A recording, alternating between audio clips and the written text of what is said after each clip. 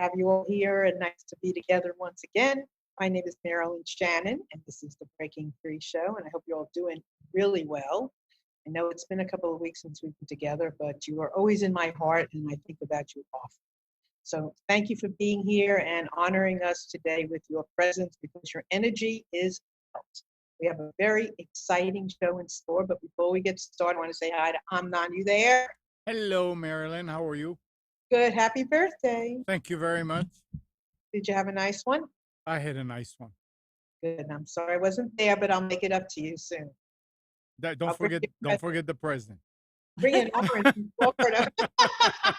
I'm a present, aren't Yeah. I? Well, I miss you, Amnon. I'm still in Florida, but coming home soon. So we have a lovely show in store. Just remember to please put your name in the chat if you like, your nickname, and you can participate in there. Just ask questions, comment, whatever you like. And you can also call into the show on a phone at 919-518-9773. And you can come in on Skype voice. Remember, that's voice, not a video, so don't worry. And that's at computers. That's plural, then the number 2K voice. We'd love to have you any way you want to come. This is your show. Remember, it's an open invitation. I'm going to remind you again, but I'd love to have you come in any way you like and participate, ask questions and engage. And whatever's on your mind and in your heart, this is the place to come and share it. So let me welcome my guest to you today, Allana Pratt. Hey. Oh my goodness. I adore you already, Marilyn. What's on your mind and what's in your heart, that's my language. I love it. Yeah, Thank well, you for having me. Oh, it's my pleasure. And I'm going to tell you to, I'm going to ask you to share who you are, but I know that you're an intimacy expert. And what can be better than an intimacy expert along with a listening expert? Isn't that going to be fun? Oh, yes. Well, intimacy to me is that delicious place when it's vulnerable and transparent and honest and real. And when you can be that and the other one listens without judgment, it's exquisite. It's exquisite connection. Absolutely. So tell everybody who you are and what you do. Yeah. So Allana Banana. Well, actually, no, that's what my friends call me, but Allana Well, I can Pratt. put banana too, yeah. Yeah. So yeah, intimacy was not what I started out wanting to do. And yet it was, I think we're actually here to teach what we're really here to learn. I had a series of divorces. I was the only one in common. I started to do the work. And I found that by learning to love the parts of me that I was humiliated by, embarrassed by, ashamed of, and I started to bring them, quote unquote, home into my heart, I had an experience of confidence from the inside out. And before, as I was growing up, cum laude graduate of Columbia University and 6-time author and interviewed Whoopi Goldberg, all of that outside in achievement. I was looking for my worth in all of my accomplishments. And even if I found it, I had to keep it or grow it. And it was the same with relationships. I didn't feel enough. And so when I started to do the inner work and find that peace, not just with my triumphant parts, but peace with my wobbly parts too.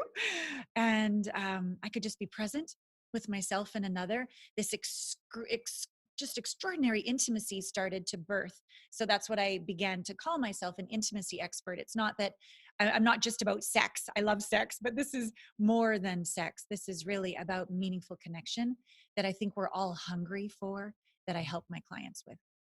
So did you notice that there was a pattern in the partners you were choosing?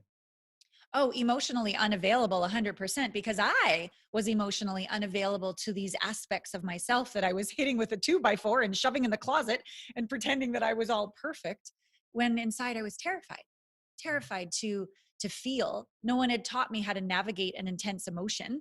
Just have another glass of wine or put on a fake face or go buy another handbag on, Amazon. Like, I didn't know how to literally integrate a painful emotion, a shameful emotion, a sad or a mad or a scared emotion into allowance, into confidence, into compassion, into bravery. No one taught me to do that. So I kept studying and studying, and I've been at this for 20 years now with a lot of certifications and capacities under my belt, so that when somebody comes to me with something just like I was, I can hold them with the tenderness and patience of eternity mixed with this, like, I got your back, like, I am strong, so they feel safe and seen, and we do the work. It's interesting. Which I'll discuss later, but I'm writing a series of books. Oh, And my lovely. yeah, well, it is fun. Thank you. And my series is called In Just One Afternoon, Listening into the Heart Zone. Oh, So I can put anything into listening to the heart of whatever. So the first one was men, then it was twins, millennials. Now it's people impacted by opioid addiction. And it's Black fathers, just happens to be the one I'm working on. But the next one is about families that have lost a child, and it's divorcees. Well, I have a Uh, little bit of experience with that yeah, one there, Marilyn. yes, and because I felt that we don't really understand what people go through in Yeah, general, right? yeah, And yes. place all kinds of judgments on people who have been divorced or who might have even left a child. Or Yeah, one of the women I interviewed had been married 6 times. yeah, And you can make up a lot of things about people. People and ourselves can make up things about ourselves yeah, when we're going through those kinds of things, not knowing, why can't I get it right? And then, but when I listened to this woman, all she wanted was to be in love. She just didn't know how to do it. yes, Right? yeah. And so let me ask you a question. So when you were going through all of that and things weren't working out, was it not working out? Well, if it doesn't work for one, it doesn't work for another. That I know. Were you, did you acknowledge at those times, or can you even reflect back that when it wasn't working, you were in somewhat of a personal conflict because you wanted what you couldn't give? Did you know you wanted love and you just couldn't give it? Or how was that during those relationships? Does that Yeah, make sense? I have a lot of awareness about what went down. I think we always have like hindsight is 2020. But during my first marriage and divorce, in all honesty, I just wanted somebody tall, dark, and handsome to save me because I never had daddy's love. I'd looked my whole life to be seen and approved of by my dad. So here was somebody that approved of me. You want to marry me? Let's do this. Like I didn't even ask myself. I just felt grateful that he wanted to be with me. And then as the relationship went on and I started to acknowledge, oh, I'm actually a damsel in distress right now. I'm insecure, wanting to be saved, and he had a box that he wanted me to fit in. And anytime I started to grow or evolve and get outside of that box, he's like, no, no, no, back in the box. This was the agreement. And at first I blamed him because I wanted to be more spiritual, more confident, more whatever.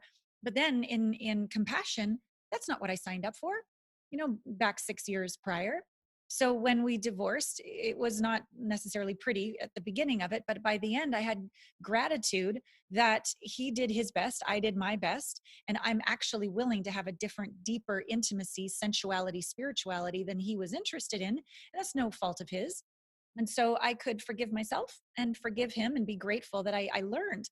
But I didn't do all the work because I really just went and I flipped to the other side of the same coin. I hadn't really dug in and done coaching work with people like you and people like me now. And it was when my mom was dying. We were speaking before the interview about your wonderful 95-year-old mom. Yes. Well, mine's been gone 18 years and she passed. And I, in all honesty, didn't want to feel the pain. And I thought that a man and a baby would save it. Now, at the time, I wasn't aware of that. But now in hindsight, I can see that I closed my heart. I didn't want to feel. And I just thought all of those sprinkles on top of the ice cream cone of crap were going to make me feel better. And that was a lie. And so that ended very quickly as well. So I can completely own that. I guess we could call it, I went into my masculine, like, I'm going to make this happen. I'm going to fix it. I'm going to control this, because the other side was the damsel in distress. Maybe I was moving along the evolutionary scale in the right direction, at least taking responsibility for my life. But I wasn't in that feminine, nourishing, receptive, internally confident, balanced queen place yet. And I'm still a work in progress, but I'm much closer than I've ever been before. So yeah, that's what happened with the second one. Yeah. I mean, we're all, we should be, I think, could be constantly learning. I mean, Yeah. life is a school. And Yes. get practice and then go out and do more. And then we get to make the lessons, whatever you want to call them, and then make more. So it's a constant thing. So do you also say that intimacy is intimacy? Yes, or into me, I see. Yeah, I, Got I it. like I like that little phrase as well. Right. And I really like when we look inside. I like to visualize. I call it little you inside my heart. And there's probably like, I don't know, 20 of them in my heart. All these little Alanas who in the past I avoided, rejected, denied, abandoned, went in trying to fix and change and say she was wrong. I didn't have this nourishing, allowing, accepting, unconditionally loving, zero judgment relationship with these aspects of myself because I was seeking approval on the outside. I wasn't giving it to myself on the inside. I was totally miswired. And so in doing the work of giving myself everything that I've been seeking, more and more confidence has occurred on the inside and more of a capacity to truly choose. Like choose whether you like me or not, choose whether it works out or not, like truly have as much unattachment or lowered significance as possible so that I just really give my heart's truth, not an agenda or a strategy. Right. Yeah, because it really isn't going to work well if you're in conflict with yourself when you're involved with somebody else. Totally. That just gets mirrored and blows up in your face. Well, then Yeah. yeah. I mean, my first husband's a really nice guy, Yeah. and but I couldn't have been me with him. Right. I didn't know who me was completely, but Yeah. but you can sense something about yourself no matter what, even if you're not accepting of it, or even if you haven't given it words yet.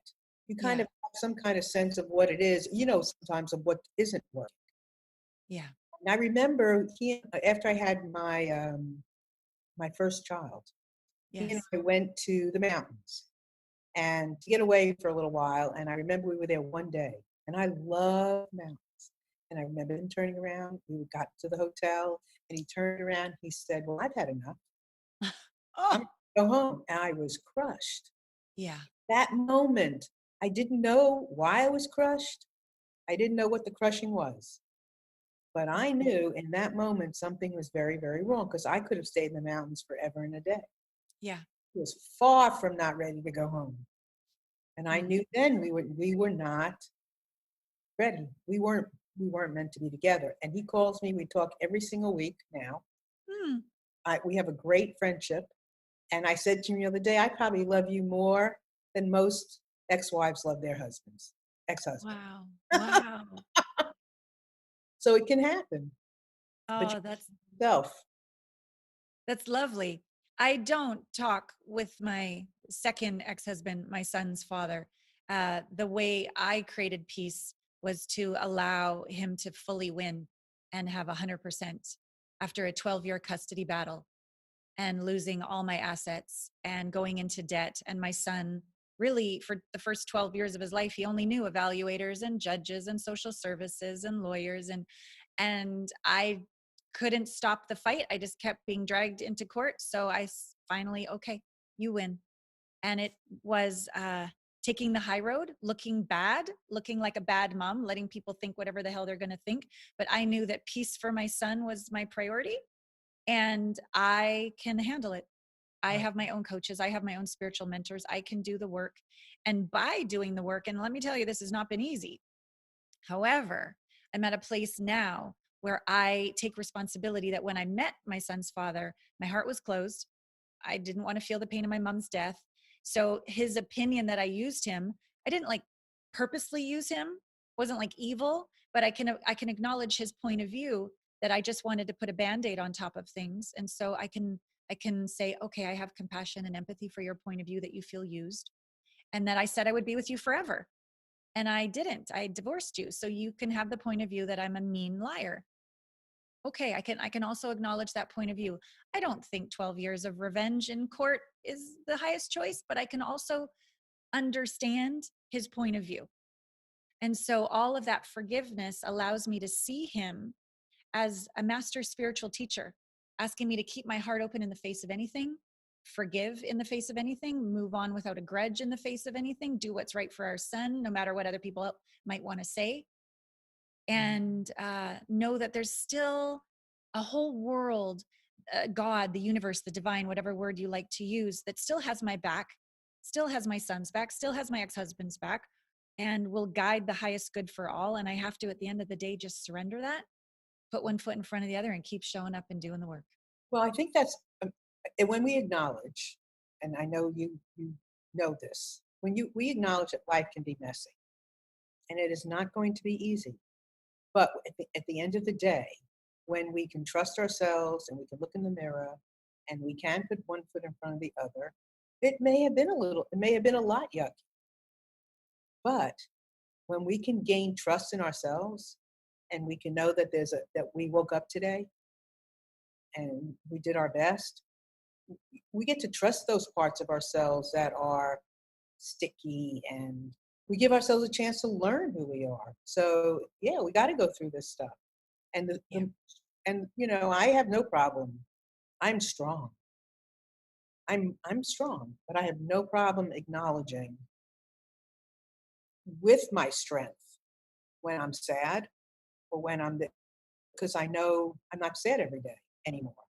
It's not Yeah. hard every day anymore. So it's important to get to that into how do you say it? How I say intimacy. You say into I see? Into me, I say into me, I see, because I really believe we have to make contact with see. ourselves first in order to Yeah. be present with another. Perfect. Okay, I love that. So you help people find themselves so that they can help find somebody else. That's the path. It's not find that other person first and then I'll fit the box. It's let me get to where I need to be. And so how are we doing that now when we can't be like face to face? Like I know I have a client now who's, a young man, and he's having Zoom dates. Uh-huh. Uh-huh. Oh, so how are you telling people, or how are you suggesting, or what's happening now when you can't go out? And maybe you don't tell people to go to a bar, or what Right. yeah. It's not the average go get a matchmaker and like how many dates can you have in a week and it's a numbers game. Like that's so not my strategy. So tell me your it's strategy, and then what do you do? Yeah, well, mine, it's Finding the One is BS, Becoming the One is Brilliant and Beautiful. That's my last book. I really believe we need to become the one to find the one. And so everything that one is seeking in a relationship, I want to have attention, appreciation. I want to be acknowledged for my unique gifts. I want someone to listen and be all these things that you desire on the outside. I say, okay, step one is to give all of that to yourself first. So what does that really look like? Well, it looks like having a morning practice, meditation, journaling, going for a walk in nature, literally asking of your higher self its wisdom, going in and doing this little you work of those parts of you that you're ashamed of, and stop hitting them or judging them and start having some compassion. Wow, you have every right to feel that way. If I had been through that, I'd feel that way too. So these aspects come home and they get quiet and they rest inside.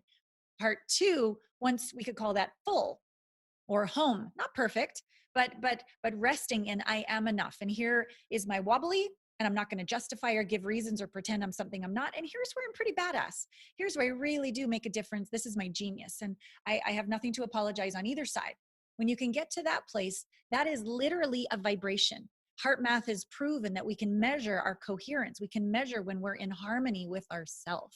So when you are there, that's a vibration that will attract a totally different kind of person and experience a totally different kind of connection and conversation, because you're not seeking to get anything or prove anything or shine anybody on or finally grasp them so you can fill this hunger void inside of you. So once you feel full, you connect with people on Zoom. Absolutely. I would say get on Zoom, maybe text first, maybe email second, and then say, hey, I'd really love to hear your voice, and connect and have that first connection right before you get on Zoom. Do your little 2 or 3 minutes to get into your heart and say, hey, little you, whether they like us or not, we're okay. Whether this turns out to be the one or not, I always have your back. Then open your heart and be curious rather than be so interesting. Ask more meaningful questions like, tell me a story of resilience that has arisen during this really difficult time with COVID, and then all the violence and the racism, everything we're dealing. Tell me a story of resilience. Tell me something inside of you where you're really grateful of a lesson you learned from a past relationship. Like, ask questions, quote unquote, that matter, to see if that person is somebody that is growth oriented, does the work, and then you practice listening. Listen without interruption. Listen without going, well, that reminds me of when I was in grade, whatever. Like, no, shut up. Just let them talk and be heard. And then see, wow, when it's your turn, can they also hear you? And then when you're done that date, that Zoom date, let's say, get your journal out. How do you feel? Do you have less energy, the same energy, or more energy? Do you feel less heard or more heard? Do you feel less valued or more valued? Tell the truth. Because a lot of times when we're lonely and isolated and thinking we need all this approval, we don't let ourselves see the red flags. We don't let ourselves feel the truth. We're like, oh, no, it's fine. When really it's not. So none of that shoving away and settling behavior. Like, use this time to sit in the fire, be brave, tell the truth, and show up with your heart open and connect. So when you said heart math, so Yes. how long, I mean, I did heart math like 20 years ago. How long ago did you do heart Yeah, well, it was last, when was it? November? I got to lead a heart math meditation at the annual retreat down in Cancun. So math? I'm newish to heart math, maybe only a couple years. I've been Okay. following Nassim Haramein for over a decade. So I'm a quantum physics geek. I always want to know, prove in science what my intuition knows when I work with clients. So glad. Yeah. Yeah. Yeah, because you said that, my eyes, my ears, and everything perked up. So it's what you're saying is very important. So everybody needs to pay attention to this. When you're in your Yes. heart does not lead you wrong.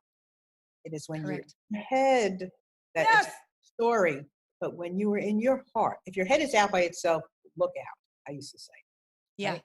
But Well if you're said. in your heart will not lead you wrong. Yeah. And you've got to be in your heart first. Yes. Oh, you're so wise, Marilyn. And the work that led me to heal my own and then help heal others is that I wasn't in my heart and I didn't know how to heal it. I didn't know how to stay in it. It was so friggin' painful. And so once you do this inner work and you literally learn to have compassion for yourself, you literally learn to integrate and process trauma into the lesson it was meant to give you in the first place. Then, and the Heart Math has these little devices. You hook it to your ear and you hook it to your phone and you can measure your coherence. And here's the thing, when you breathe through your heart and you pay attention to your heart, the number goes up. When you feel appreciation, not think, feel, is very different. A lot of people live from the chin up, think, think, think. And I'm a smart, super, Ivy League girl. I relied on that for a long time. But you cannot, and this is so awesome, you cannot think your way into coherence, harmony, compassion, appreciation. You can't. You can only feel. So you train yourself to feel appreciation first for the easy stuff, right? Appreciation for someone that you love, a sunset, chocolate, and that you start to practice appreciation. Now, can you practice appreciation and keep your heart open for the parts of you or the parts of others that you need compassion for, empathy for? That's a higher level of appreciation because normally we'd rather close our heart and judge and blame. So this device trains you to feel appreciation for the lesson of how you turned lemons into lemonade, Right. the beautiful betrayal that taught you how to forgive. Right? So this monitor will teach you how to stay in coherence. And then here's the last part. I was having dinner with the head scientist down in Cancun, and I was being all humble. I'm like, I was feeling so much appreciation, and the number was going up, and then I started to get kind of competitive and attached and significant, and it was so important, and the number wasn't going anywhere. And then I said, oh, fine, who cares? Let it go. Just let go, Allana. Swing, the number went way up. And he's like, yeah, that's the last piece. We got to let go. We got to practice trust, faith, surrender. And then the number goes really high. And if you can bring that to a date, that to a difficult conversation with your spouse, that to a difficult conversation with your child, that to the bedroom, that to when you look at your body in the mirror, like all these moments where we want to shut, you can stay open. Your life becomes really delicious, magical, and you have this humility about you, gratitude about you. So let's go back a little bit. And this is great because this is all true and especially useful for today in dealing, whether it's a love relationship with a partner, as you said, your child, it could Yeah. be a friend, it could be somebody you don't know very well at all. You Sure. go into this heart head balance, Yes. and you can talk to anybody and be present for anybody. And let's understand when people are saying, well, I don't want to do this too much or that too much. And if I'm in my heart, I'll wear my heart on my sleeve. And that is not what you're wearing on your sleeve. When you are in your heart is not what you wear on your sleeve. If you are wearing something on your sleeve, it is your head. Thank you. Anytime you go over an emotion, it is not from your heart, it is an ego. Thank you. If you are overdoing something, it is not from your head or heart. It It is from your head. And then you can go back into your heart and balance it out. Mm. I want to jump through the Zoom screen right now and hug you. And I want to like see if your mom would let me wear her necklace, because your necklace is so gorgeous. But back to what you're saying about the heart. So here's the deal. When we are coherent in our heart, that's what sends a signal to the prefrontal cortex of our brain, where we have creative thinking, abstract thinking, where we are most intelligent. If our heart is closed, we go to our reptilian brain: fight, flight, freeze, kill them before they kill you, right? But the other cool thing, when you're in your heart, you're in coherence, you're in appreciation, you're letting go, your intuition turns on. You know before you think. You're like, Instincts are at their strongest, which, by the way, makes you safe. And then the other cool thing that happens when you're coherent in your heart, so we've got the intelligence of your best brain, we've got the awareness of your intuition, but also we're literally vibrating at the same, I don't know if it's gigahertz or quite what it is, but anyways, the same vibration as the earth and the field, which means you have access to non-local intuition. You have access to information that you never went to school for. You just know stuff. And that is the gift of co-creating with the divine. All of that is your superpower self, not your ego running the show. Now, the only caveat is, in my experience, is that in order to be, and I'll call that a state of vulnerability, which is strength, it's intense. It's a lot of energy. It's a lot of information. It's a lot of capacity. You have a lot of responsibility to choose. Like, it's a lot of energy when you're really in your heart living this way. And yet, this is the intensity. We have no problem when it's an orgasm, when it's intense, right? But we have all these problems if the intensity is sadness or anger or a lot of truth. It's our job to practice being the vessel through which intensity comes, with no judgment, no meaning. It's just intense.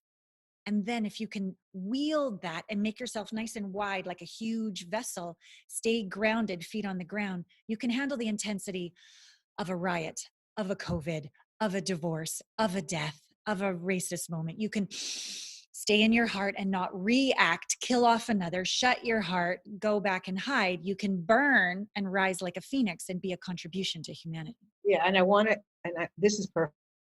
I mean, I could talk with you about this all day, because this is exactly what's required of us now. Mm-hmm. And in honesty, you can ask questions from this place that Allana is talking about like no other. Yes, yes. But what fuels the question is your heart and your intuition and your genius. And so when you ask questions from here, you can ask those sticky questions. You can ask those hard questions, and it's received perfectly well. I mean, and if it's not you seeing it received very well, you might see somebody else's fear in answering a question or their uncomfort. But it's okay, because you can handle it there. This is a very important conversation that we're having. Now, we started wanting to have this conversation in being the person that you need to be to find that intimate relationship. Okay? So that's with any kind of sexual relationship as well. Yes. That you find yourself in, not just in, for me, I mean, this information has been critical in the last 10, 12 days to ask my Black friends questions. Yeah. To be okay with it. And they are, in fact, one of my colleagues last night wrote me and asked me if I would write a book with her. And that is only because I am doing what Allana is talking about.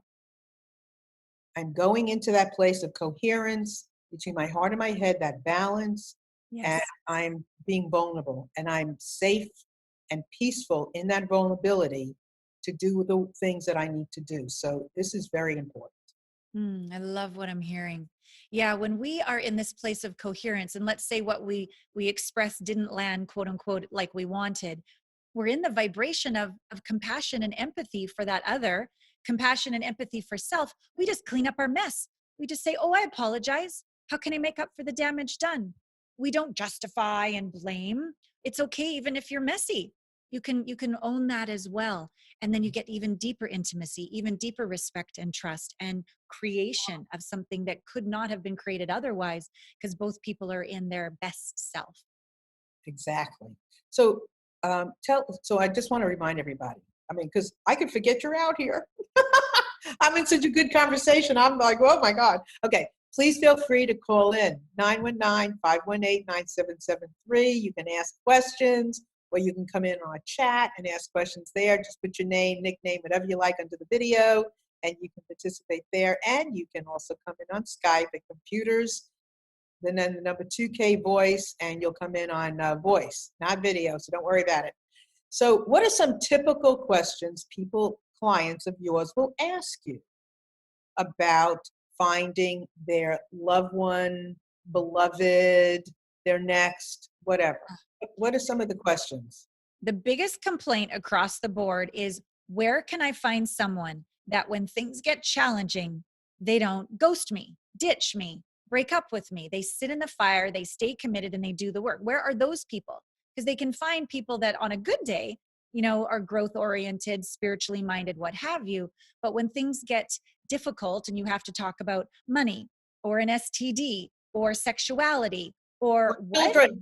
Children, yes, you have, all the rest of it, they bolt. And it's a great question. And for initially my answer was, well, we are all vibrations. You can only attract that which you vibrate at.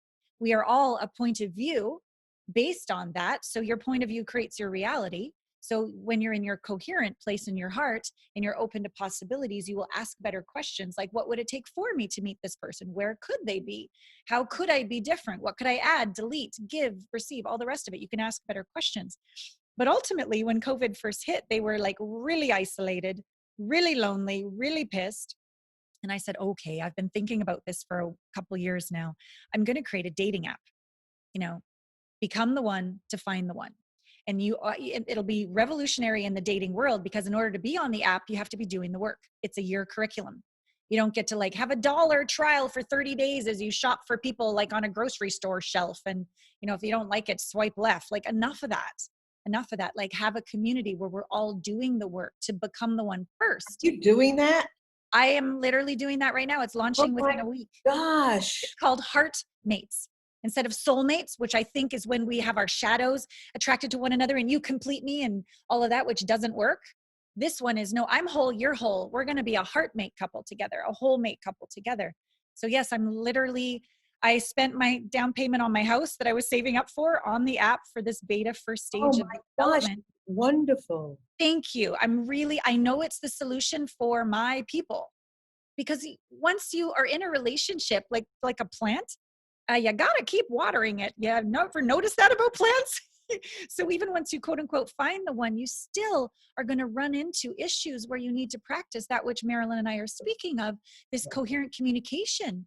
So we stay and we do the work together and we grow closer so that we can be an inspiration to others, where the whole is greater than the sum of the parts, because that's what humanity needs right now. Right. So this is I love this. Love what you're doing. Thank you. And it's perfect. And it's very important to understand that the work doesn't stop because you found somebody. Thank you. It does not stop. We keep on growing. And even though we might grow differently, in certain relationships, that's still okay. You can still stay together even when you grow differently, but you got to keep on growing. It doesn't stop. Thank you. This is very important. So this app is launching when? It's launching in a week. You can sign up for the membership now. You can sign up for the membership. Okay, yep. Talk about it. Yeah. So allanapratt.com/heartmates, all one word, heartmates, is how you can sign up. There is a membership for him, a membership for her, and there's also a membership for couples, because once people meet in the app, I want them to have couples exercises as well. So if you're already in a relationship, you can do the Heartmates for us. But sign up now. And within a week, we will be launching the app development of it all. And your feedback matters. I'm literally building this first phase with you in mind, what works, what doesn't, as we grow together doing the curriculum. And once I get up to 1,000 people, I'm going to take it to my first round of investment funding, and I'll get my $250,000, take it to the next level. But I've invested my own resources and capital because I believe in this. I've done this for 20 years. It's exactly what my clients have asked for. And I know it will work. So yeah. Oh yeah. Yeah, it'll work. Yeah. It'll work. I mean, here's the thing. If somebody is paying a fair amount, also to be part of something like this, and they really want to be part of it. Yeah. It's People not who are, like, yeah, go ahead. it's not, it self eliminates the trolls. Yep. It self selects for those that are willing to be growth oriented and do the work. And it teaches you that if you want transparency from another, you've got to be able to give it to yourself and give it to another. If you Right. want appreciation from another, you've got to first give it to yourself so that you can give it to another. All of this vulnerability and heart connection that we're looking for from another, seek, seek, grab, grab from empty, doesn't work. It pushes it away. So in this curriculum, we first give it to ourselves, and then from the overflow, give it to another. Just feeling the vibration of the first 1,000 people and who we're going to be being on the planet. This is me geeking out with the heart math scientist sitting there going, how many coherent people on the planet until we can create a permanent shift? He's like, 350,000. I'm like, I'm on it. I'm on it with my app. Okay, let's do this. Are you familiar with the Global Coherence Project? Yes. HeartMath was a part of years ago after 9/11. Yes. Yeah. Yeah. Yeah. Yeah, that's a. I mean, what you were saying earlier about how we're connected and things are happening and we're connected even when you don't realize you're connected. That was Yeah. incredible. On the Yeah. tough days, Marilyn, when I get overwhelmed with the app developer wants this and the web people want this amount of money and oh my God, all the bills and will this work? And I have my moments. I have my, 3 a.m. fetal position moments. I get back into coherence with my little Allana and how brave she's being and how even if this totally fails, we gave it our best for something really important. And she calms down inside. And then I remember that my literal vibration, even if I don't even open my mouth and never do this amazing interview with Marilyn, just my vibration made it easier for someone else on this planet to choose love, to forgive, to speak more kindly to their child, to not grow another arm that they didn't take the garbage out, even though you asked 3 times. Like just that little extra bit of lift in their sails, little lift of light, of love, of compassion, of appreciation. It's all a vibration. We are literally all one. And whatever work I do still makes a difference. And that somehow fills up my tanks. I'm like, okay, here we go another day. Let's show up again for humanity. Well, it seems to me that you are the perfect person to be able to have been gifted this idea, this notion, this feeling, this experience to be able to take it forward. I mean, it appears that you're not just talking it, you feel it and you know it to be true. I walk it. Yeah. You walk it. And listen, everybody out there that's listening, it is not, I mean, we're in a really difficult time right Yeah. now. I mean, it is not an easy time. And it makes connecting on some level even, I mean, a challenge because people are on some levels very upset, but at the same level, at the same time that we are very upset and hard to connect with, that's how much easier, in some cases, we are easier to connect with. Mm, We are sensitive. We're sensitized. And I don't want to see people alone if people don't have to be alone. yeah. We want to see people connected. That is, we do really well connected. You Yeah. and we're not alone. But it's not easy to be me. It's not easy to be. I mean, it's not easy to be you, is it? No, I'm a hot mess a lot of the times. I mean, it's not easy. I mean, we challenge ourselves. We love it can be painful. Love can not be painful. Having children's painful. It's not having. I mean, it's being vulnerable. Being this. It's not easy. Yeah. Yeah, I think there's a greater chance to find your ideal partner now. I think it's more probable than before I because think so too. before we were able to keep it together and shine people on. And when things got tough, a couple glasses of wine made me feel better and I could just keep running and faking it. But now there's no chance anymore. You can't fake it anymore. The elephant in the living room is very apparent. Your coping mechanism is in your face. And so those Yeah. of us on the conscious path willing to be growth oriented, if we can sink in and have a program and have a community where we're all in it together. Nobody's holier than thou, nobody's superior. We're all in this together, doing our own inner work, soothing ourselves, doing our meditation, doing our eating, exercise, meditation, really listening to what matters, letting go of who, what, when, where, how that doesn't. And we're all authentic and raw and we don't have the capacity to keep it together because we just can't. Who knows what's going to be on the news tonight, right? So we can't keep it together. So we're at this beautiful, what I call just presence. To me, presence is you've let go of trying to control everything.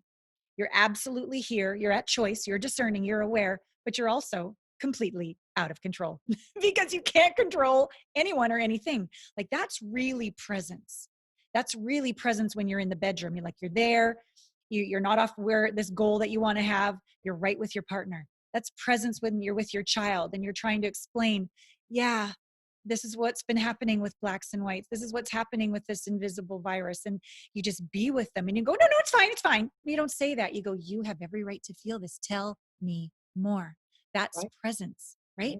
Right. And if we cultivate that capacity and then bring that relationship with ourself and relationship with the divine solid in ourself, not perfect, but whole, and then bring that to our dating scene, you're going to weed through all the riffraff really super quick because you're going to be seen by your ideal beloved because you're going to be your ideal self, your real self, your best self. Right. I really think this is a great time. I do too. And I agree with you in so many ways that people, we just no more of the BS. I mean, and everybody out there that's here right now, you're surviving. You are better than surviving. Yeah, you're thriving. You have turned this show on. You are listening. You are sitting on your sofa. Maybe you're living by yourself. You're tired of living, but you are surviving. You have made it this far. I mean, and in so much better shape. You've made it. Look at yourself in the mirror. You have made it. We've made it.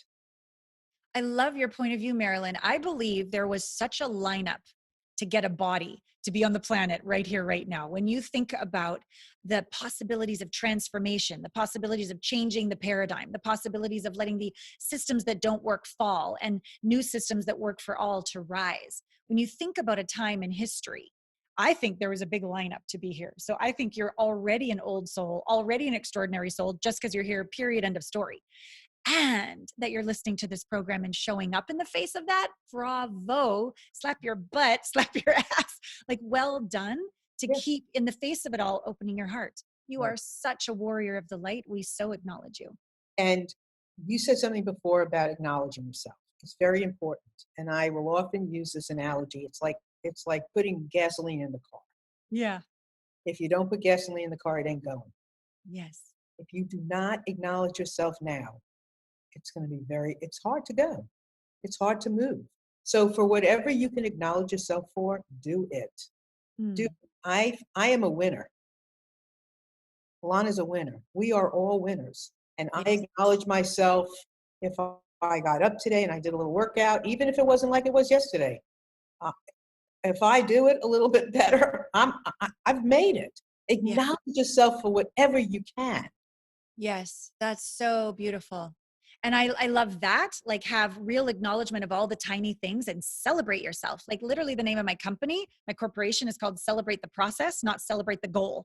So I would celebrate every single step along the way, which by the way, I fall down 7 times, get up 8. It's not like, so I celebrate every little part. The other thing I want to encourage people is when you do quote unquote, make a choice of, okay, I ate the whole bag of chips. I tried to only have a couple, but it's all gone. You can then say, and I love and accept myself. Because that moment when you do quote unquote yell at somebody, nobody's perfect here. And then we go into self-judgment or rejection, or we numb out and then we drink a bottle of scotch after we ate the bag of chips, then we're doubly worse. But if we can catch ourselves in that moment of humility and go, hey, I ate the bag of chips and I love and accept myself. And then you go towards pre-bag of chips self and go, what did you really need? What were you really hungry for? Oh, my attention, my acknowledgement, just a walk around the block. I got it. I will give that to you tomorrow. And then you learn. And it's such a faster way to get through to growth than abusing ourselves, because it is a hard time right now. So be gentle. Yes. And you will grow. There is no question. Yeah. And that is why, years ago when we came up with the name Breaking Free. Breaking free is all about eating that big bag of chips and then saying to yourself, okay, I ate it. And then tomorrow, maybe you ate a half. And you're saying you're breaking free. Anytime you do a little good movement, you are breaking free. Yeah. And, I mean, freedom, we said this earlier, freedom doesn't come from anything but freeing yourself from something. I mean, if you gain freedom, freedom from what? Yeah. Got to have done something or feel a certain way or have had something happen that wasn't so great. Mm, We are all in this together. yeah. Such a good point. And another point around that is that we often think that we want a life that's all pleasure and all good and all pain is bad, and we want less and less of that. But what I'd like us to consider is, what is the gift, the growth opportunities, the benefits and the advantages to the difficulty we're going through? Mhm. And what would be the disadvantage if everything was perfect all the time? Right? So we think we want it all perfect all the time, but really we would lose empathy. We would be quite annoying. We would forget to appreciate that which we had because we would have it all the time. And so being too much pleasure is actually detrimental. And if we had a look at the pain and we go, hey, how have I grown? More resilience, more fortitude, more forgiveness, more empathy of self and others, then we start to be what I call, again, present. We see the gifts and the challenges, and we see the detriments of it being a little too perfect, and we can just be here in the present moment. Bring it, universe, because I'm going to grow no matter what there is. And that's living an unstoppable, breaking free life. And when you bring her or him to the party, wow, you're a blessing, because you can inspire that in others, and they're upset about this, that, or the other, and you don't say, oh, it's going to be fine, nor do you say, oh, that really sucks, let's blame them. You just sit and you listen. Tell me more, 2 or 3 times. Tell me more, until they're emptied out. And once you notice they're emptied out and they really feel seen and heard and acknowledged by you, by just listening with no advice, then once the quiet moment happens, you can use a little humor, and you're going, well, if the universe was for you, not against you, I wonder why it presented this experience to you to grow. Only then can somebody hear what the lesson is. First, they need to be acknowledged to the core, end of story. That could take days. I mean, with some of my clients, that takes months. But once they finally get there and they're willing to go, okay, I've fully been acknowledged for the hell I've been through, I'm ready to make the change. So Then you tell can us, go, can thank you you. can you tell us one really good success story? Oh my goodness, there's I decades mean, of it. and I don't know if you can because of, privacy and stuff like Sure, that. sure. I'm just trying to think of one that really applies to dating.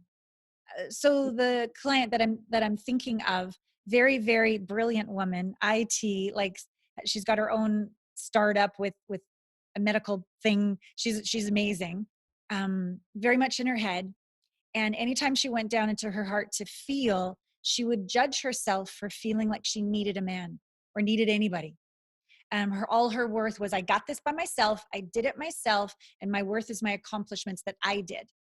And so she kept attracting emotionally unavailable gentlemen who, when she would open up just a little bit, would judge her for like feeling. You shouldn't feel like that. And she was so upset about this pattern. And so I would acknowledge. And when she felt really seen and heard, I said, with some humor and sass, I said, so is it possible that your own emotional unavailability to yourself has anything to do with attracting these men who want nothing to do with your emotions? And she's like, tell me more. And I said, if we were to really look inside to this little one inside, is it possible that she's covered in welts from how much you're emotionally hitting her? And she breathed and she's like, I don't know how to value myself. I only know my value from the outside in. I don't value my sadness. I don't value my insecurity. I don't value I don't know how to solve this problem. I said, well, look in your daughter's eyes and tell her she's not valuable. And she goes, oh, I would never do that. I said, but you're doing it to yourself. So we started to learn to value herself so that her worth was not collapsed with accomplishments. It was separate. Accomplishments come and go. Right. Achievements come and go. Men come and go. Money comes and go. Everything comes and goes. Worth is inherent. Always has been, always will be. It's that limitless nature that was here before you were born and will be here after you die. Get to know her. So I gave her an assignment, like a boot camp, because she kind of likes hard challenges. So I said, fine, you get the boot camp. 21 days straight of going in and just sitting and listening and finding, like you can find in your daughter, easy peasy lemon squeezy, why she's worthy, the you inside that your mom never found, your dad never found, your ex-husband never found, nobody's found. It's time. Find So, her. okay, hold on 1 second. So would you recommend to somebody doing that? Yeah. 21 days, hypothetically, 21 days, no relationship, intimacy, no like sexual or, deep, unless they're already in one. What would you say? I don't care about that so much. I think it's a waste of time to date when your vibration is low, because you're just going to attract somebody of a low vibration. But I'm never going to tell you what to do. You get to choose whether you want to keep dating or not. But the piece that you need to do on the inside that will create a different reality on the outside is every single day. And I said, because she lived in this beautiful place in nature, you go out in the forest and you start to be curious about the worth of your soul, of your heart, of your little you inside, and learn to unconditionally love. Here you want this man to unconditionally love you, but you don't love yourself unconditionally. You love yourself conditionally when you're accomplishing, when you're perfect, when you're happy. You're not loving yourself when you're sad, scared, insecure, wobbly. You learn to unconditionally love her, which doesn't mean she's going to stay like that forever. It just means you're going to be an allowance of the way she is, not fix and change her all the time. Just hold her. Right. If you allow, you don't have to fix and change. Yeah, they'll fix all on their own, because all they've ever wanted is to come home to your heart and into your arms. Absolutely. Yep. Okay, hold on. Okay, hold on 1 second. Amnon, you have my books there really quick? There we go. Okay. In just one afternoon, listening to the hearts of men, listening to the hearts of twins, millennials, people impacted by opioid addiction very soon, and then listening into the hearts of Black fathers, which I've been working on for a very long time, even before all that has come about. So I can't wait for that to be available. And the first 3 are now on Amazon. And please, please, please, I started a Facebook group called Your Book Group on Facebook. It's about reading into the heart of social justice. That is on Facebook. Please come and join us. There's no assigned reading. You just read what you want, share whatever you like. And then also the listening school on Facebook. Please come over there too. We do all kinds of things about listening. Okay. So again, Allana, there's so much we could talk about forever. Maybe you'll come back when the app is available. We can talk some more. So just tell everybody where. Yeah, I would love that. Tell everybody where they can meet, find you, what they'll find, and whatever you want to, share. Thank you. Thank you. Yeah. So my name, Allana Pratt, ALLANAPRATT.com. That's my site, /Heartmates. That is the membership in the app. And also on my site, you will find an intimacy blind spot assessment, which is really great because so many of us are so brilliant. If we could see it, we would change it, but we can't always. I can't either. I have my own coaches. So there's a great quiz there. I've got a huge YouTube channel answering people's questions. I have a podcast, Intimate Conversations. I have books like you do. So lots of resources for people there. So I would just start at my site and have a good old time listening to a bunch of interviews and let your soul be nourished. And then when you sign up to any of these free offerings, you'll just be on my email list. And there's a weekly inspiration on Tuesdays, a video, an audio, or something written, or a success story. It's of vulnerability, the newsletter that goes out tomorrow, that my mom's been gone for 18 years. And it's an ode to my mom of all that she taught me and inspired within me. So it's a little audio and you'll hear me get a little teary, but it's real. And that's what you can always count on, a safe place to be vulnerable in yourself in my world. Good. Well, you are a busy, busy lady. Thank you. And that's good because it's all very important work. So I get in the few moments that we have, I had just another couple of questions, but I can go on. So obviously we're limited, but are you finding a pattern with age groups now? I mean, are you seeing where it's 50, 60-year-olds, 20, 30, 40-year-olds? Are you seeing anything or across the board? If it was a bell curve, my youngest clients are in their late 20s and my oldest clients are in their early 70s, but I would see most of my clients are in their 40s and 50s, and they're really committed to real love. They're strong enough that they're okay living on their own, and they're not going to have a relationship just to settle. And if they're in a marriage, they're not okay with a sexless marriage. They're not okay with living like roommates. So everyone in my world, whether single or in relationship, they're really ready to have deep, meaningful intimacy, which is why they've come to me. And what is in the way of having that exquisite where you don't know where you end and they begin, because you're so whole from within.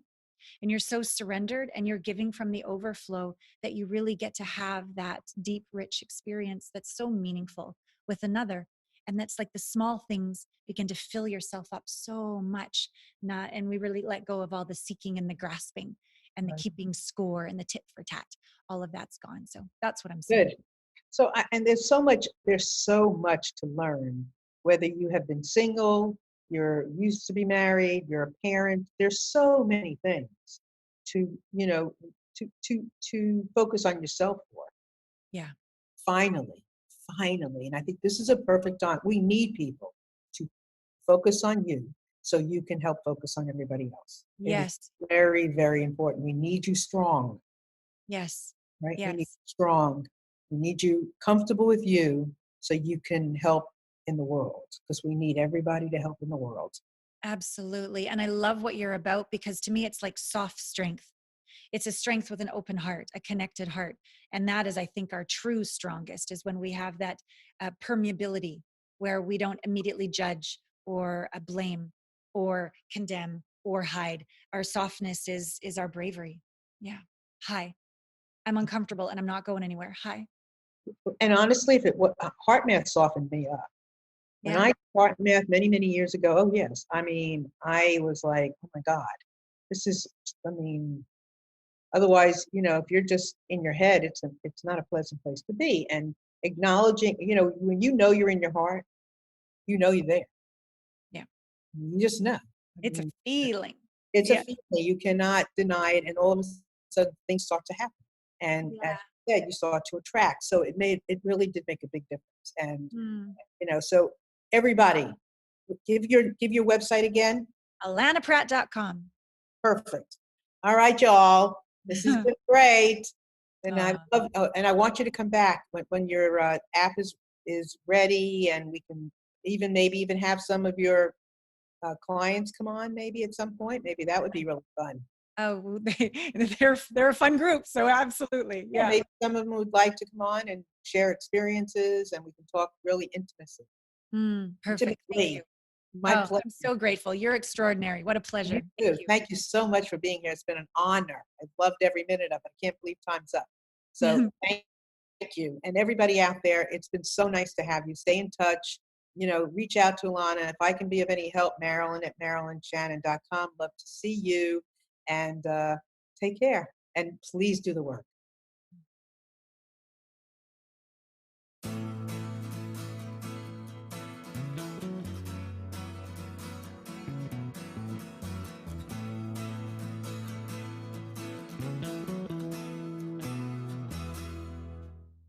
You are tuned to the Nissan Communications Network.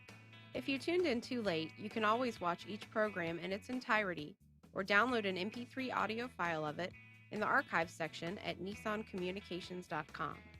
Don't forget to subscribe to our YouTube channel, follow us on Twitter, and like us on Facebook. Sponsored by Telestream's Wirecast software, StreamingGear.com, Carolina Apparel, and DeltaForce.net.